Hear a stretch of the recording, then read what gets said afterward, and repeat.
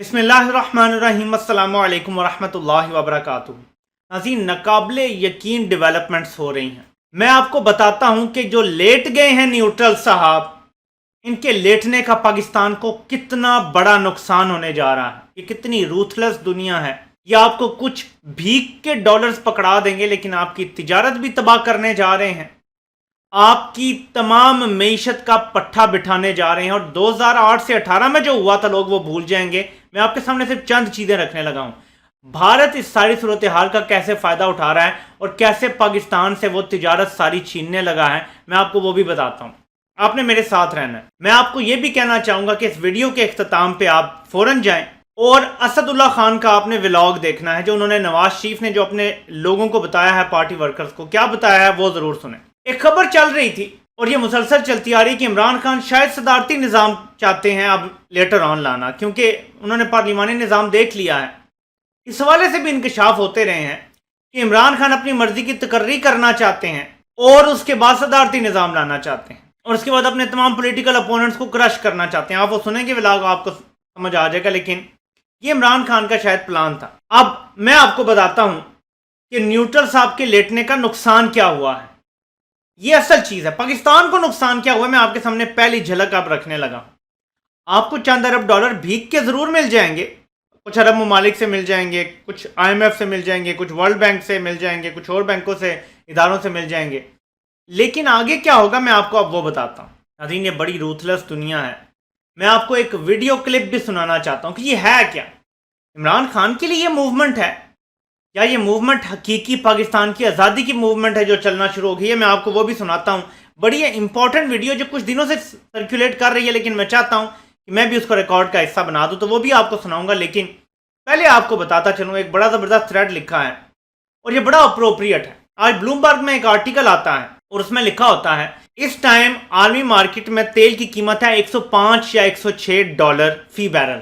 India रूस से $70 फी barrel पे खरीदने लगा है ये तेल। पहले भी सस्ता खरीद रहा है, $105 का $70 पे खरीद रहा है। यानी वो तेल की कीमत को 50% कम कर सकता है। 50% कम कर सकता है। इस हद तक ये फर्क पड़ सकता है ऑल टुगेदर। इंडिया इससे क्या अचीव करने लगा, जरा आपको वो बता दूं। सबसे पहले लेकिन ये पॉइंट समझें कि जिस पॉइंट पे पाकिस्तान लेटा और न्यूट्रल साहब लेटे, वो थे रूस के साथ ताल्लुकात। आखिरी नेल इन द कॉफिन यही हुआ है। उससे पहले चल रहे थे मामला, बहुत पहले से चल रहे थे। इमरान खान को तो हटाना था इन्होंने के, लेकिन जो फाइनली हुआ ना last nail in the coffin, वो था रूस के साथ मामला। अमेरिका धमकियां दे रहा है। अमेरिका इंडिया को सूखी धमकियां, इंडिया को भी पता है कि पाबंदी नहीं लगाएंगे, कोई ऐसा कुछ नहीं करेंगे। धमकियां दे रहा है, रोकने की कोशिश कर रहा है सॉफ्ट तरीके से जितना हो सकता है, लेकिन इंडिया नहीं सुन रहा। इंडिया जा रहा है। दूसरी तरफ हम लेट गए। हिंदुस्तान अमरीकी धमकियों के आगे लमलेट होने के बजाय इन्हीं धमकियों को अपने मुल्की मफाद के लिए शातिराना अंदाज में इस्तेमाल कर रहा है। वो कैसे रूस को बता रहा है, देखो यार मुझे भी तो पाबंदियों का खतरा है, मुझे तो इतना दबाव है, तो मुझे और सस्ता दो तेल। इंडिया और सस्ता करवा रहा है तेल रूस से। इन्हें पता है कि रूस इस वक्त मुश्किल में है और हम रूसी तेल के कितने बड़े खरीदार हैं, लिहाजा वो डिस्काउंट मांग रहा है। तेल की दरामद के लिहाज से हिंदुस्तान दुनिया का तीसरा बड़ा मुल्क है और फरवरी में यूक्रेन जंग के आगाज से लेकर अब तक हिंदुस्तान रूस से 40 मिलियन बैरल तेल खरीद चुका है। 40 मिलियन बैरल, जो पिछले पूरे साल के मुकाबले में 20% ज्यादा है।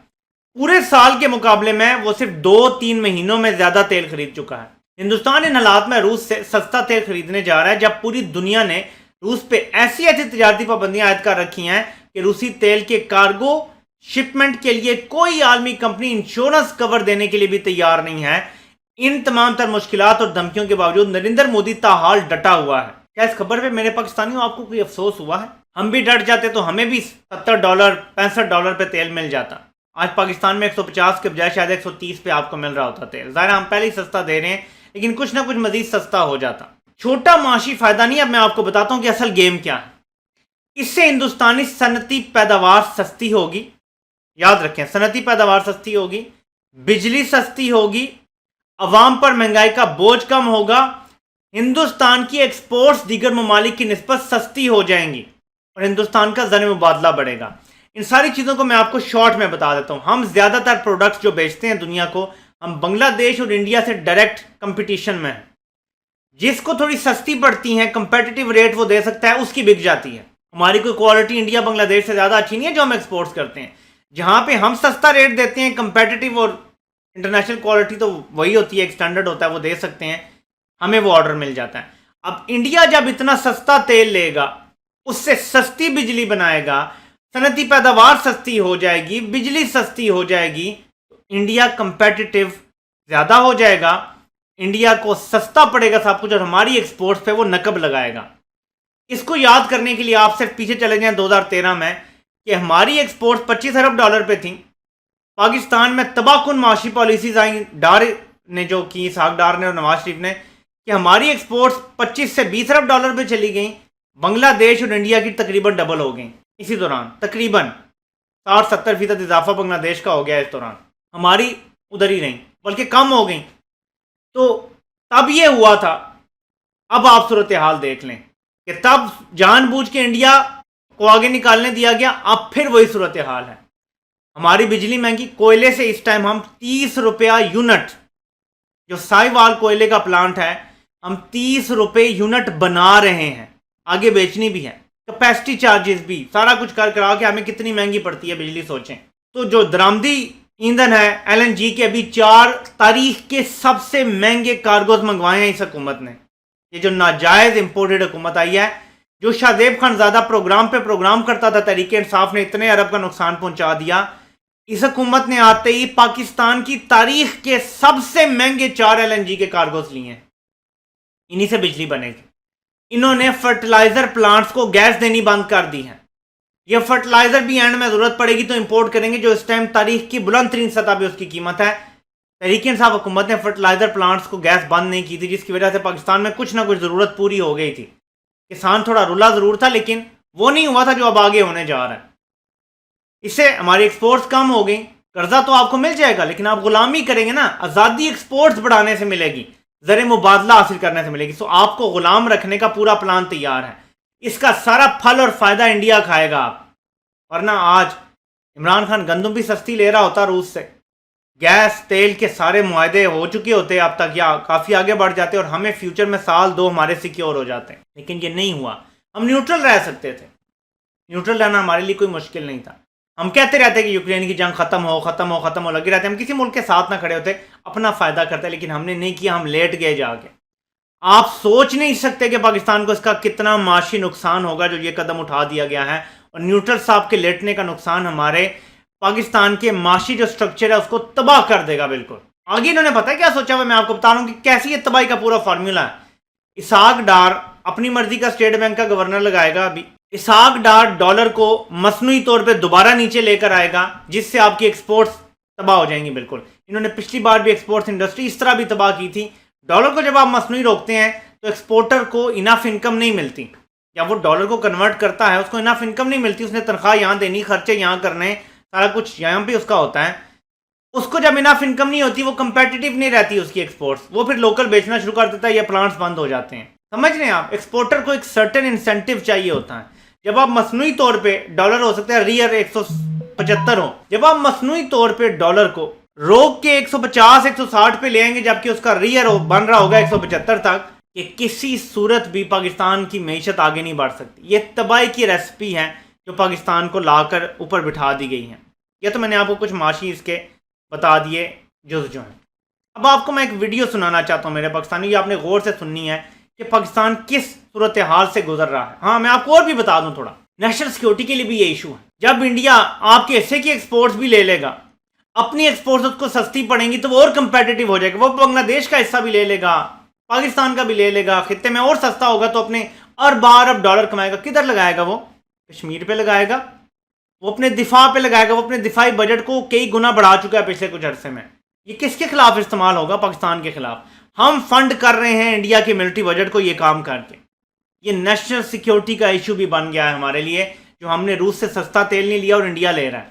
इंडिया को इसका बहुत ज्यादा फायदा होने जा रहा है, क्योंकि अगले साल डेढ़ ये सूरत हाल सॉल्व होती हुई नजर नहीं आ रही। अब मैं आपको नाज़रीन ये वीडियो सुनाना चाहता हूँ वाला हूँ। अब एक बहुत बड़ी सीरियस सी चीज कहने वाला हूँ। ये सिर्फ कितने लोग आते हैं, ये वो कितने लोग इमरान खान निकाल सकता है सड़कों पे, ये नहीं है।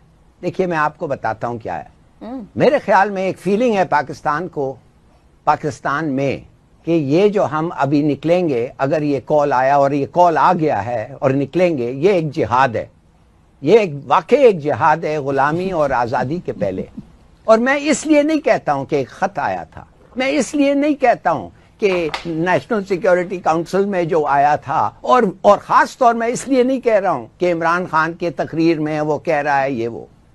मैं आपको कहना चाहता हूं जो American Bruce Riedel, successive presidents का राइट हैंड मैन, उसने एक किताब लिखी है जो इस वक्त पाकिस्तान में भी मिल सकती है, नो एग्जिट फ्रॉम पाकिस्तान। वो क्या लिखता है?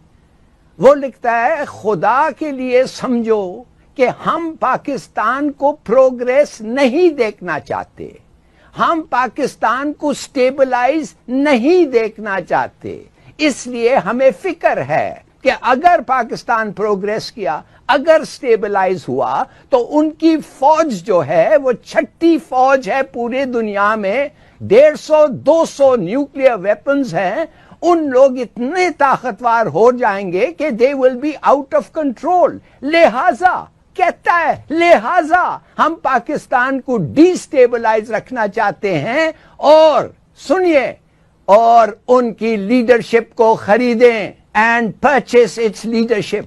खुद अमेरिकन दो साबिक सदूर का राइट हैंड मैन वो लिखता है, और उसकी वजूहात क्या है ये आपने सुन ली है कि पाकिस्तान को क्यों नहीं छोड़ सकते। ये जो हमें धमकी दी गई थी ना, ये हमें छोड़ नहीं सकते, इन्हें पता है कि हमारा बड़ा मजबूत निज़ाम है, ये है असल लड़ाई। अमेरिका की बात तो मान लो, वो खुद कहते हैं अमेरिकी कि हम खरीद लेते हैं इनकी लीडरशिप को। अब इमरान खान बिक नहीं रहा, मसला ये है, वरना ये उसे भी खरीद लेते और मसला हल हो जाता। जो बिकता नहीं है वो कबूल नहीं है बस। नवाज शरीफ का भी यही फार्मूला है, अमेरिका का भी यही फार्मूला है। जो छोटे ममालिक होते हैं उनमें अगर लीडरशिप बिके ना तो उसको रास्ते से हटा दिया जाता है। इमरान खान को इसलिए हटाया गया है और लाया उन लोगों को गया है जो बिक जाते हैं, जो कंप्रोमाइज कर लेते हैं, जो हर बात पे चेरी ब्लॉसम बन जाते हैं और चमकाना शुरू कर देते हैं। ये मेरे पाकिस्तानियों असल जंग, आप लोगों ने ठंडा नहीं पड़ना। आज़ादी की जंग अगर लोग ठंडे पड़ जाते 1940 के बाद जब करारदाद मंजूर हुई थी, सोचें कहाँ होता, आज पाकिस्तान होता ही ना, वजूद ही ना होता। लेकिन वहां से जो एक शुरू हुई चीज़ वो कहाँ जाके पहुंची देखें। हमें भी हो सकता है बहुत जल्द रिजल्ट मिल जाए, लेकिन ये भी हो सकता है कि ये टेस्ट मैच बन जाए। क्यों? जो असदुल्ला खान की वीडियो मैंने आपको देखने का कहा है वो देखें, और मैं भी इंशाल्लाह ताला उस पर बात करूंगा, अपने कमेंट्स भी दूंगा उस पर कि जो उन्होंने बताया ये कितनी खतरनाक चीज़ है। और मैं कुछ सवाल भी पूछना चाहूंगा न्यूट्रल साहब से। देखें, पाकिस्तान सबसे पहले हम जीना हराम कर देंगे हर हराम खोर का। मैं सीधे अल्फाज में बता रहा हूँ, पाकिस्तान मेरे दिल में रहता है। पाकिस्तान को कोई खंजर चबो दे और उसको ट्विस्ट करता रहे और हम चुप रहेंगे, ये इंशाल्लाह ताला नहीं होगा। हम बोलेंगे, सबके नाम लिए जाएंगे। मैं तो आपको 3 साल से बता रहा हूँ, जब डील दी गई, जब गलत काम किया गया, मैं तो सबके बारे में बात करूंगा। मैं खामोश नहीं बैठूंगा और इंशाल्लाह ताला मैं जारी रखूंगा जब तक सांस चल रही है। इंशाल्लाह ताला आपसे इंशाल्लाह मुलाकात होती है। अल्लाह पाक आप सबका हामी और नासिर हो। आप सबको सुनने का बहुत बहुत शुक्रिया।